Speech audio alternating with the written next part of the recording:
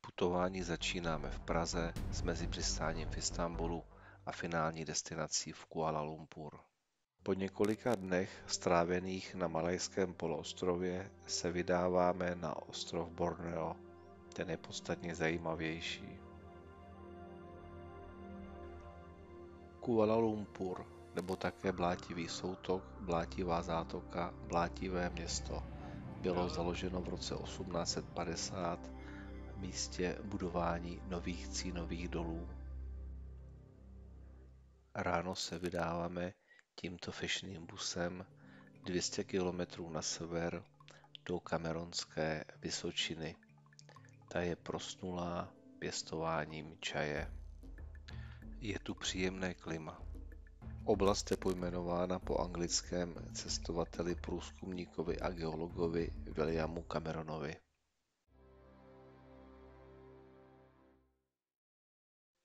Ochutnáváme durian. Je dobrý, ale smrdí.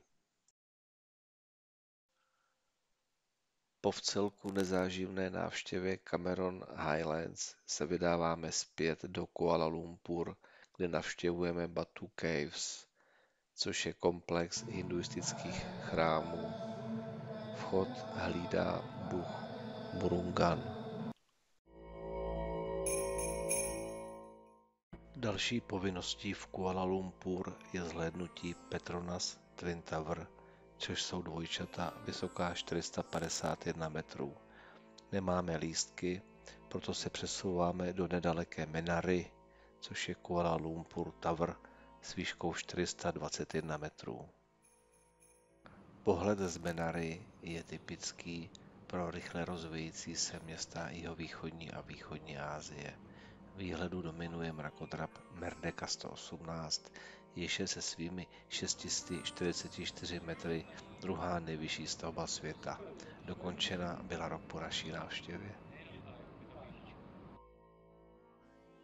Druhý den se přesouváme do města Malaka nebo také Melaka, jež dala jméno Malackému průlivu, ležícím mezi Malajsií a Sumatrou. Toto důležité přístavní město bylo nejdříve v držení Číňanů, poté Portugalců, Holanďanů, Francouzů, nakonec zůstalo v rukou Angličanů. Konečně si dáváme pořádné jídlo. Cestou na letiště míjíme okruh v Sepangu. Poté se letecky přesouváme na ostrov Borneo do města Kuching a hlavní město provincie Sarawak. Začínáme návštěvou Národního parku Bako. Je to krásný. Jo.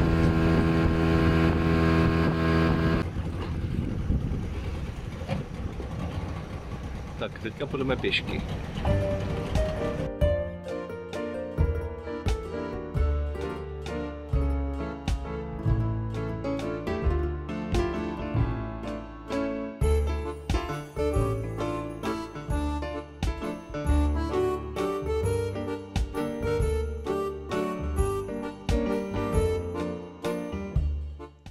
Masožravá láčkovka. Velmi jedovatý chřestýšovec Waglerův. Hulman stříbrný. Tropická lilie. Highlightem je pozorování kahou nosatého endemita z Bornea. Je velmi plachý, z korun stromů na zem vystupuje minimálně. Ale dokáže plavat a potápět se.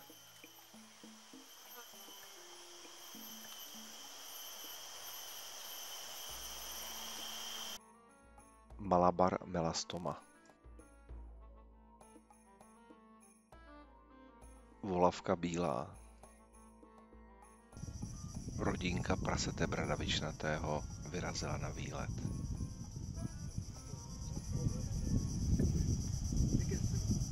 Méně jedovatá kýlnatá zmije. Díky mořským krokodýlům, mořským hadům, medúzám je koupání zakázáno. Krátkou cestu na loď jsme přežili.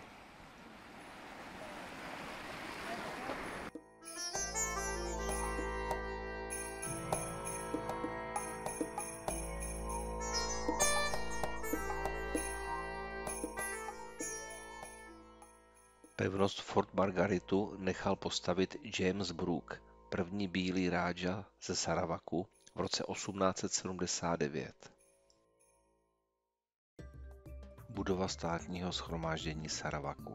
Astana je od doby Brooka sídlem guvernéra Saravaku.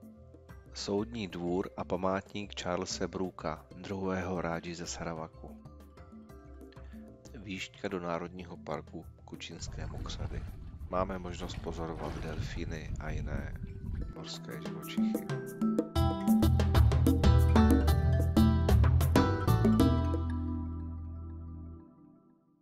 Kampung Benuk, vesnice etnika Bidájů, bývalých lobců lebek s typickými dlouhými domy.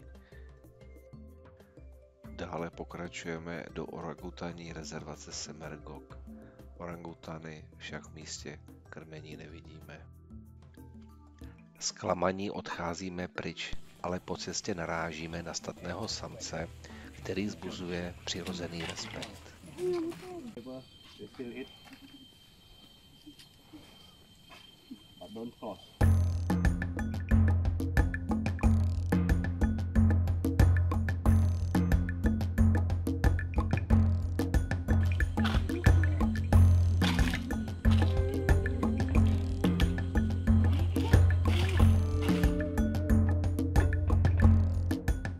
Následující den se přesouváme z Kučingu do druhého největšího města provincie Sarawak, do města Miri, jež je centrum naftarského průmyslu Malajsie.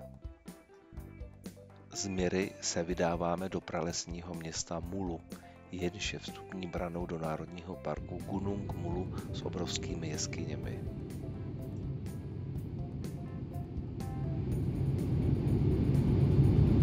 A stíháme i malé občerstvení. Po krátkém 30-minutovém letu přes neprostupnou džungli spojení mezi městy je vlastně pouze letecké. Přistáváme na malém letišti.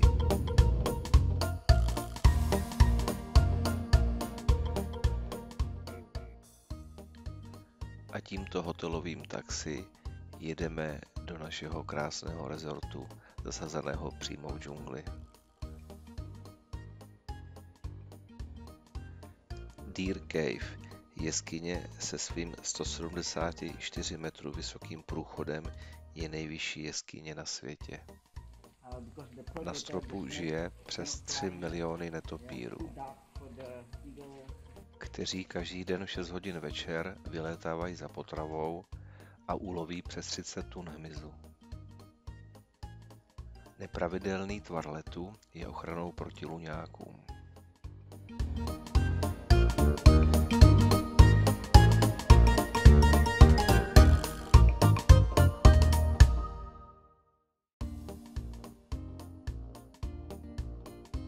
Přecházíme do Lang Cave se svojí krápníkovou výzdobou.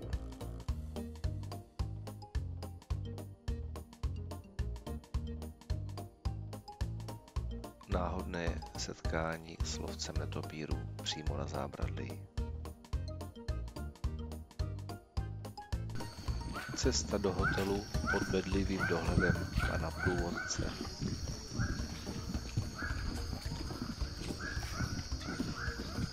A v protější restauraci si dáváme zaslouženou odměnu. Další den pokračujeme v prohlídce primárního pralesa.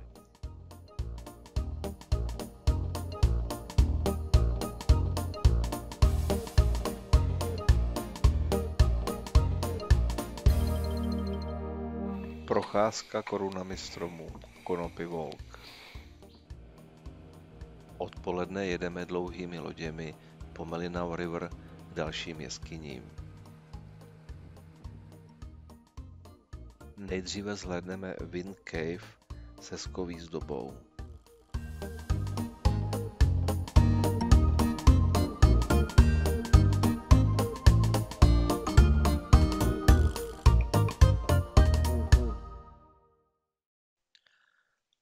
Poté jdeme od řeky 200 schodů vzhůru, aby jsme vstoupili do Clearwater Cave. Nemá tak hezkou výzdobu, ale se svými 200 kilometry prozkoumaných chodeb se řadí mezi největší jeskyně na světě.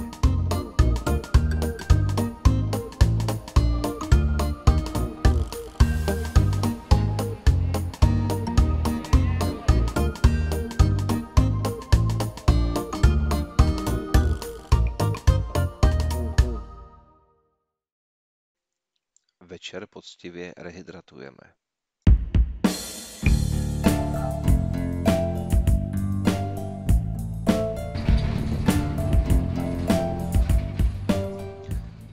Ráno opouštíme náš krásný rezort, ve kterém jsme příliš nepobyli.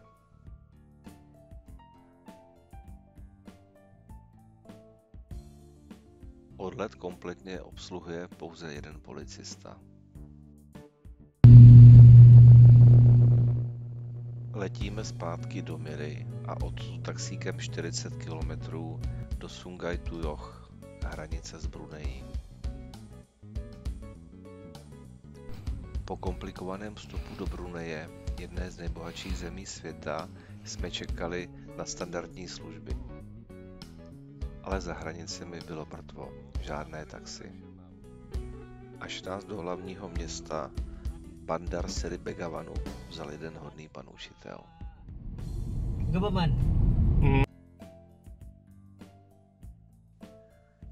Vyjma několika výstavních paláců na nás nečekal žádný přepich ani speciální služby.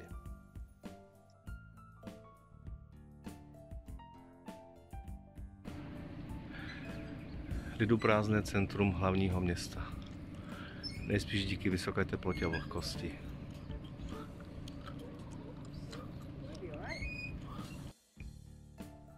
Opravdu hezká je mešita Omara Alu Saifudiana, otce současného vládce.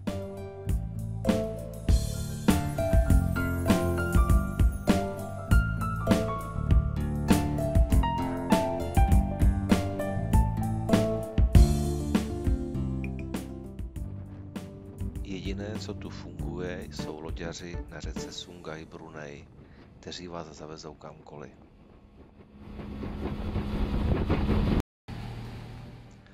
Za návštěvu stojí Kampong Ayer, což je komplex 42 vesnic postavených na kulech na břehu řeky Sungai Brunei. Před 100 lety zde žila polovina brunejské populace. Na konci vesnice stojí Sungai Kebun Bridge. Bohatství Bruneje se nachází v Istana Nurul Iman, což je sídlo brunejského sultána. Se svými 1800 pokoji se jedná o největší obytný palác na světě. Kousek od centra na všechny směry se nachází běžná fauna Bornea. In Borneo only. Včetně kahawa nosatého.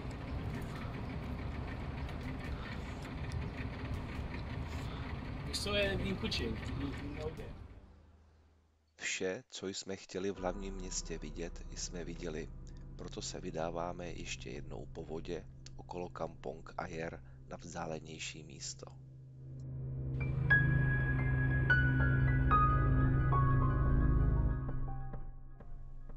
A tím je 30 km dlouhý most Jambatan Tamburong, 11. nejdelší silniční most na světě.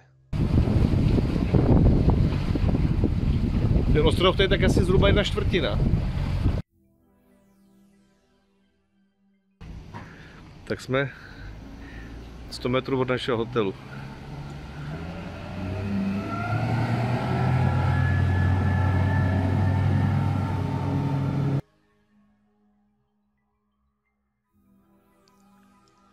Večer odlétáme z této podivné země okolo ostrova Labuan.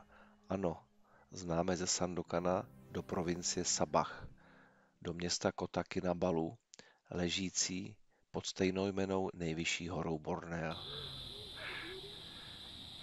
Před náma je Gunung Kinabalu. Bohužel vrací.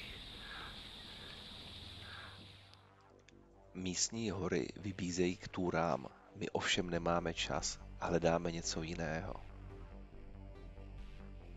A tím je panda rostlinné říše, Rafflesie, parazitická bezlistá rostlina s největšími květy. Narazíte na ní jen díky náhodě, je totiž vzácná a kvete jen 3 dny.